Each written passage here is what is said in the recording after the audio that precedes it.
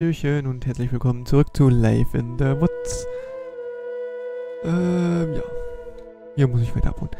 In der letzten Folge haben wir darüber geredet, warum die Bahn Probleme hat und wie es zu Verspätungen kommt. Und dass nicht bei jeder Verspätung auch gleichzeitig die Bahn schuld ist. Seit der letzten Aufnahme und dieser hier ist gut eine Stunde vergangen. Wie man sieht, ich habe nichts aufs Grün gemacht. Nein. Das kannst du beweisen. Kannst du beweisen, ja. Aufnahme läuft. Zwar gerade mit Schwarzbild, aber sie läuft. So. Nee, und jetzt wollte ich darüber reden. Mir ist nämlich da was schmerzlich bewusst geworden, wo wir einkaufen. Wir haben bei uns so ein relativ großes, sagen wir mal, Einkaufszentrum. Und dieses Einkaufszentrum ist einfach, ja, da ist halt mehreres dabei. Du hast gleichzeitig, du kannst zu Edeka gehen, da war noch drin. Und hast noch mehrere solche Billigläden, so 1-Euro-Shops und Kick und sowas. Ich will nicht damit sagen, dass Kick schlecht ist, aber sind halt da. Und da ist mir aufgefallen, dass wir so eine richtige Wegwerfgesellschaft sind. Also es ist nichts mehr mit, ich kaufe jetzt Qualität und hoffe, dass es lang hält, sondern eher so, ja, ich habe jetzt da was und das muss weg und ja, sieh mal zu, wie du damit zurechtkommst. So ist es doch zurzeit, im Moment kommt es mir zumindest so vor, ich brauche was zu futtern. Könnte hier den Marble. Ja, und ich finde es halt sehr, sehr schade, dass wir zu so einer Wegwerfgesellschaft geworden sind, weil wo ist denn der gute Vorsatz von früher hin, die Sachen so lange aufzubewahren, wie es geht und zu verwenden, solange es gut ist und irgendwie ist es komplett weg. Irgendwie macht es keiner mehr oder noch sehr, sehr wenige. Muss man kurz was trinken. Mein Käffchen dann wird kalt ist. Kalter Kaffee. Nee, und ich finde das sehr, sehr schade irgendwo, weil ich fand das früher schon immer, doch, ich fand es gut. Dass man sagen konnte, man ist eine Gesellschaft, da wird nicht alles weggeworfen. Und ich habe es zumindest früher so beigebracht bekommen, dass man nicht alles wegwirft. Nur weil es gerade nicht mehr zu gebrauchen ist oder so. Und ja, irgendwie ist es mir so schmerzlich, wir waren im Teddy und da muss sagen, ich habe wieder Panzertape gebraucht. Ich habe aber auch einen Panzertape-Verschleiß, der ist halt ein bisschen größer. Meine Freundin puzzelt gern, verwenden es dann beim Puzzeln als sie puzzelt immer auf dem Tisch und da haben wir uns so eine große Backpapierrolle gekauft. Und da wird es halt immer drauf gemacht.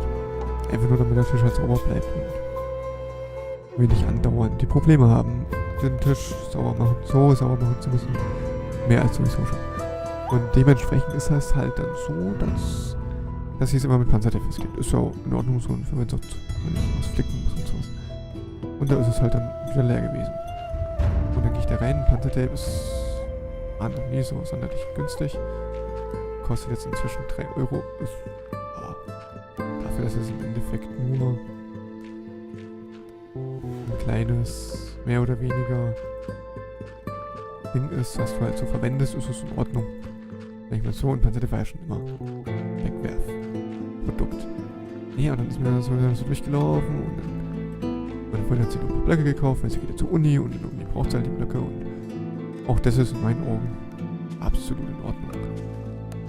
Nee, und dann ist mir aufgefallen, dass einfach alles klar, Teddy ist sowieso ein günstiger Laden und sollte auch relativ günstig halt sein. Ist ja auch sein Konzept, mit dem fährt er ja. Und mit dem fährt er auch anscheinend gut. So gut, dass er es halt sich halten kann, auf jeden Fall zumindest. Und dann ist mir aufgefallen, dass halt überall und immer das Zeug immer billiger wird. Dass da Schüsseln für 1 Euro angeboten werden. Ist klar, qualitativ jetzt nicht an teure Schüsseln ranreichen. Ja, aber trotzdem für 1 Euro. Ich meine, wenn du jetzt einen neuen Haushalt bestückst, ist so eine Schüssel für 1 Euro definitiv eine Überlegung wert. Dass es dann nicht so lange halten wird, sollte eigentlich jedem soweit bewusst sein. Ich muss ja auch noch über Erde auffüllen. Erde. Und dann frage ich mich halt auch so, was ist denn los mit unserer Gesellschaft? Sind wir so eine reine Wegwerfgesellschaft geworden? Meine Freundin, die ist gerade da draußen am Saubermachen, sie ist gerade von der Uni wiedergekommen, wir waren gerade mit ihr einkaufen. Und ja, jetzt räumt sie ja draußen gerade auf. Schatz, wie willst du mal herkommen und Hallo sagen? Einfach nur Hallo sagen. Hallo, ich bin's. Ihr kennt mich nicht, werdet auch nie kennenlernen, weil ich nie mitsprechen werde. Viel Spaß. Also, ich bin nichts Besonderes. In der Ausbildung, wo man halt nur rumsitzt meistens. Außer man hat mal einen nebenher, wo man eine Vorlesung hat. Also eine Lösung von der Uni. Aber ansonsten, ich weiß nicht, ob man mich überhaupt hört, weil ich zu leise rede. Studiere ich LSE, die Abkürzung für Life Science Engineering, und ist eigentlich nichts anderes als Chemie-Bio-Ingenieurswesen und im Endeffekt eigentlich viel rechnen, also nur rechnen meistens. Aber ich hoffe, das ändert sich noch im Master jetzt. Da fange ich gerade an, bin gerade drüber.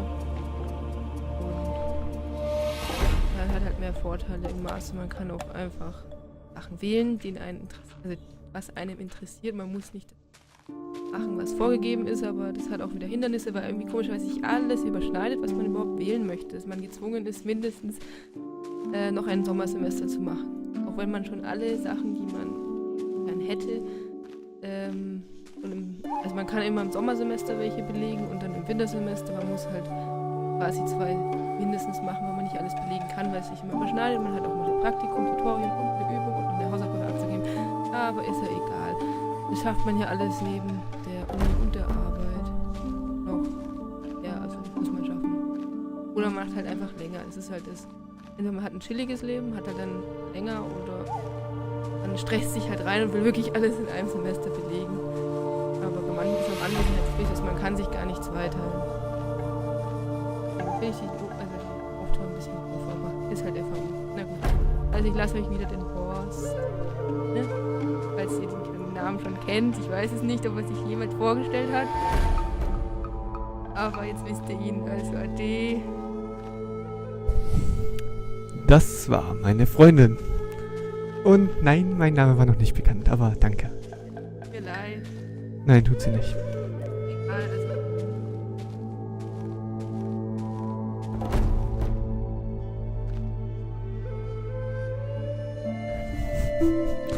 Ich schweige jetzt einfach die restliche Folge. Die geht nur noch 7 Minuten. Ich schweige jetzt 7 Minuten lang hier vor mich hin, baue irgendwas und das heißt in Ordnung.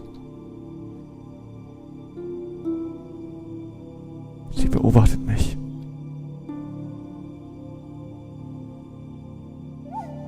Die eingesetzt ist nicht. Sie hat gerade übrigens ganz viele Blöcke gekauft. Muss jetzt mal so gesagt werden. Sie will Staubsaugen, das geht aber nicht. Ich nehme gerade auf. Dann kannst du nicht Staubsaugen. Das war der Quietscher Elefant-Gedingse von unserem Hund. Den ich voll teuer gekauft habe und sie spielt nicht damit. Ja, ab und zu legt sie sich drauf, das stimmt.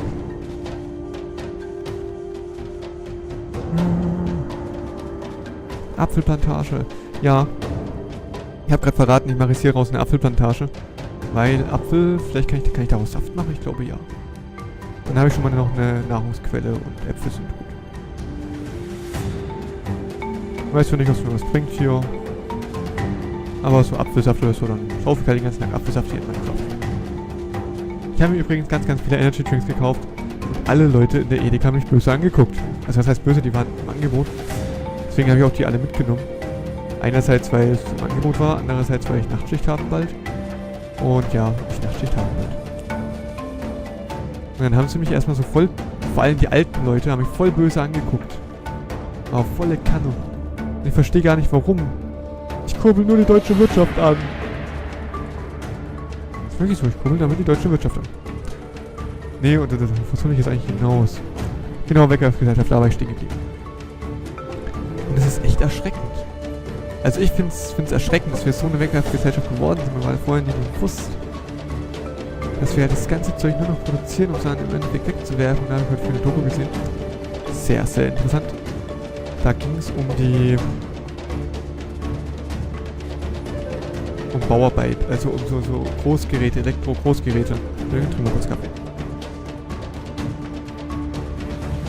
Man machen wir uns eigentlich Mode Let's Plays, um so Kaffee zu trinken. Ne, genau, und da ging es dann darum, dass Elektro-Großgeräte meistens nur noch so lange halten, bis die Garantie abläuft. Und das stimmt. Das stimmt echt. Elektro-Großgeräte halten nur noch so lange, wie die Garantie läuft. Ist die Garantie um, geht sie kaputt. Und das ist doch nicht mehr normal, oder? Dass das Zeug nur noch so lange hält, wie die Garantie läuft. Das kann doch nicht Sinn der Sache sein, dass ich was baue als Hersteller, das dann so lange hält, wie die Garantie ist. Nur damit ich dann wieder Geld verdiene.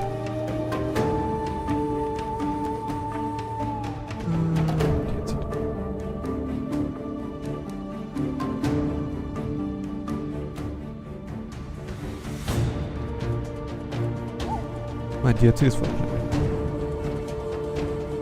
Gut. Ne, und in meinen Augen kann das auch nicht ganz so der Sinn der Sache sein, dass ich halt wirklich Sachen mache.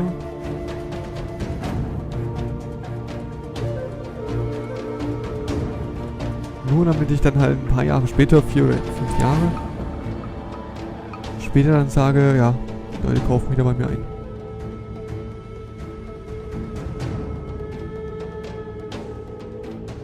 Und also für mich kann das nicht so eine Sache sein. Und das finde ich halt auch so schade. Klar, dass wir so eine kleine Weggwerfgesellschaft sind, ja, gut. Aber dass es wirklich so schlimm inzwischen ist. Das hätte ich jetzt ehrlich gesagt nicht gedacht. So, dann muss ich noch Holz holen. Komm, ich will holen. Eine Methode Äxte. Nummer. Den da eins. Ja, und dann, weiß nicht, ich finde das halt sehr, sehr recht. Warum nicht? Habe ich auch schon mal schlau gemacht. Und ich finde das echt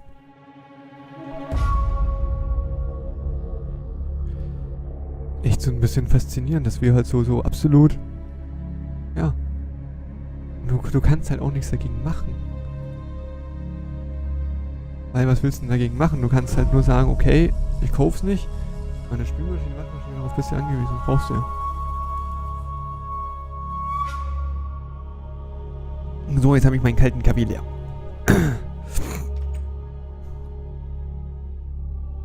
Und das heißt, du kaufst das Zeug, du kaufst eine teure Waschmaschine. Waschmaschinen sind jetzt auch nicht so billig, gerade in unserer Gesellschaft nicht. Und die brauchst du ja auch. Gut, du kannst dich mit Dingen, kannst du dich arrangieren, dass du keine Spülmaschine hast und sowas. Das geht alles, dann kannst du dich überall arrangieren. Aber so eine Waschmaschine, die brauchst du. Du kannst ja nicht ohne Waschmaschine leben. Gut, in der Großstadt geht das, weil da gibt es Waschsalons und sowas überall. Aber so, jetzt wie wir jetzt leben, wir leben in relativ, ich würde es nicht sagen Dorf, aber ja doch Dörfchen. Und da brauchst du schon das. Also da brauchst du schon eine Waschmaschine. Spülmaschine, muss ich jetzt ganz ehrlich dazu gestehen, darauf haben wir jetzt verzichtet, weil wir einfach gesagt haben, braucht man nicht. Und es war uns auch am Anfang ist einfach mal zu teuer. Wenn ich mal ganz ehrlich sein darf. Was mir persönlich ist auch einfach zu teuer, eine Waschmaschine zu kaufen. Und also Waschmaschine habe ich gekauft, Spülmaschine zu kaufen, ist einfach zu teuer. Ja, bin ein armer Arbeiter. Nee, aber dann, das ist unglaublich. Da halten die Spülmaschinen halten ein Jahr. Ne, sagen wir mal 3 Jahre halten sie, weil solange ist die Gewährleistungspflicht und Garantie. Danach sind sie kaputt. Vor allem ich auch, Leute, sind euch die Sachen so wenig wert? Also für mich ist das immer ein Anzeichen, ich versuche bei der Arbeit immer bestmögliche Qualität zu bringen. Es wird zwar manchmal schwierig, aber man versucht es wenigstens. Leuten ist es halt scheißegal. Und da ist es mir als Weggwerfgesellschaft zumindest definitiv geworden. Finde ich ein bisschen schade. Aber gut, muss man machen. Meine Freundin möchte Staubsaugen, das heißt, ich muss wahrscheinlich aufhören aufzunehmen. Was mir gar nicht passt, weil ich noch ganz viele Folgen aufnehmen muss.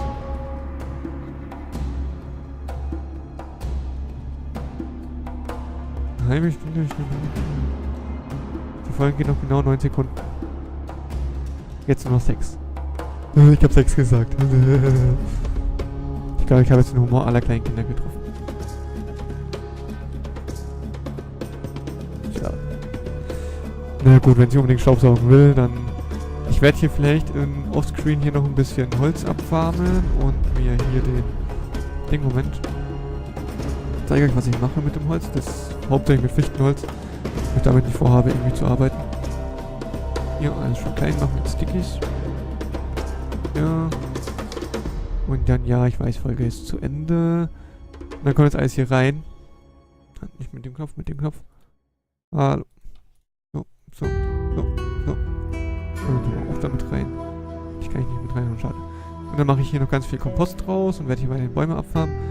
Und vielleicht ist dann, bis ihr wieder da seid, hier das Feld auch so schon fertig, dass hier alles voll ist und da hinten schon die ersten Apfelbäume stehen. Dann verabschiede ich mich bis zum nächsten Mal. Denkt darüber nach, dass wir in der Weggwerfgesellschaft sind. Vielleicht erinnert ihr euch mal ein bisschen und ich mich auch. Und ich zwinge meine Freunde dazu, weniger zu puzzeln und dann hält mir auch mein Panzerdate mehr. Ciao.